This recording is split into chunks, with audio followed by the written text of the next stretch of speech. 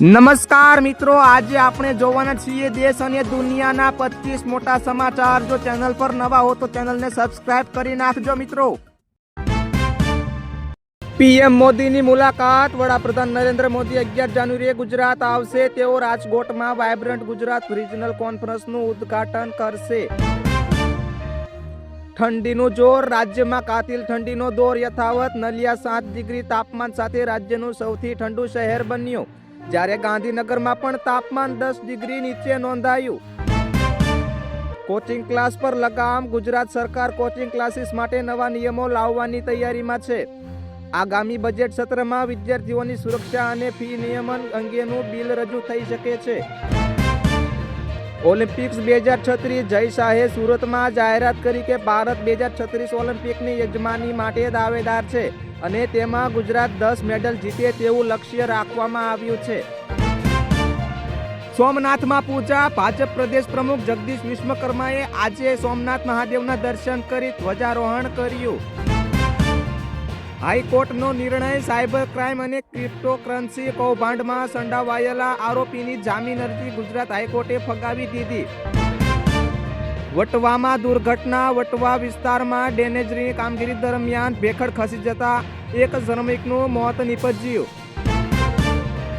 એએમસીની કડક કાર્યવાહી। આંબાવાડીમાં બાંધકામ સાઇટ પર શ્રમિકોના મોતના મામલે મ્યુનિસિપલ કોર્પોરેશને બિલ્ડરની સાઇટનું કામકાજ તેમજ તાત્કાલિક અસરથી અટકાવી દીધું છે। નાસાનું આમંત્રણ। અમદાવાદની 14 વર્ષીય વિદ્યાર્થીની માહી ભટ્ટને તેની વિશેષ સિદ્ધિ બદલ નાસા તરફથી આમંત્રણ મળ્યું છે। ટાઇફોઇડના કેસ। ગાંધીનગર અને અમદાવાદના કેટલાક વિસ્તારોમાં ટાઇફોઇડના કેસો સામે આવ્યા છે। જોકે ગાંધીનગરમાં 14 દર્દીઓને સ્વસ્થ થતા રજા અપાઈ છે। મિત્રો, તમે અમારો વિડીયો કયા જિલ્લામાંથી જોવો છો તે કમેન્ટ કરવાનું ભૂલતા નહીં। ડ્રગ્સ લેબલ ઝડપાઈ। સુરત એસઓજી પોલીસ અને જીપીસીબીના સંયુક્ત ઓપરેશનમાં ગેરકાયદે ધમધમતી ડ્રગ્સ અને કેમિકલ ફેક્ટરી ઝડપાઈ।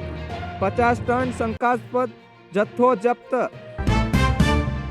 હત્યાનો બનાવ। સુરતના પીપોદરા વિસ્તારમાં બાઇક ધીમે ચલાવતા જેવી સામાન્ય બાબતે થયેલી તકરારમાં એક યુવકની હત્યા કરાતા ચકચાર મચી।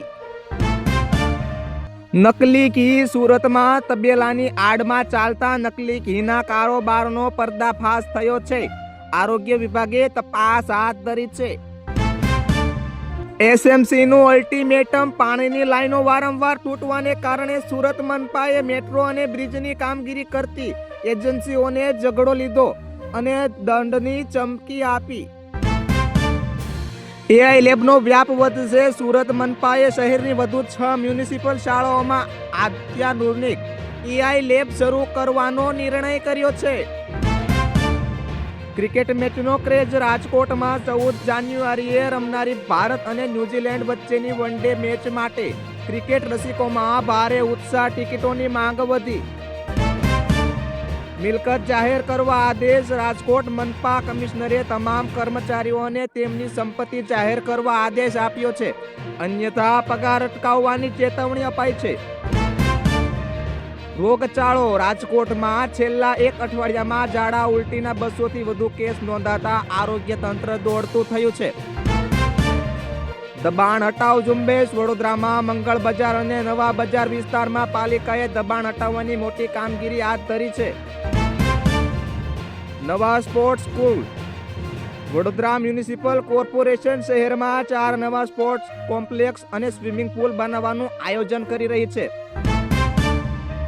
ડિજિટલ અરેસ્ટનો પ્રયાસ। વડોદરાના ધારાસભ્ય યોગેશ પટેલને ગઠિયાઓએ ડિજિટલ અરેસ્ટ કરવાનો પ્રયાસ કર્યો, પરંતુ તેઓએ સમય સૂચકતા વાપરી પોલીસને જાણ કરી।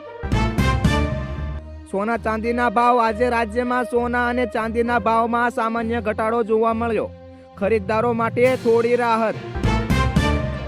બનાસકાંઠા પાલનપુર કલેક્ટર કચેરીને બોમ્બથી ઉડાડી દેવાની ધમકી મળતા તંત્ર એલર્ટ બન્યું હતું।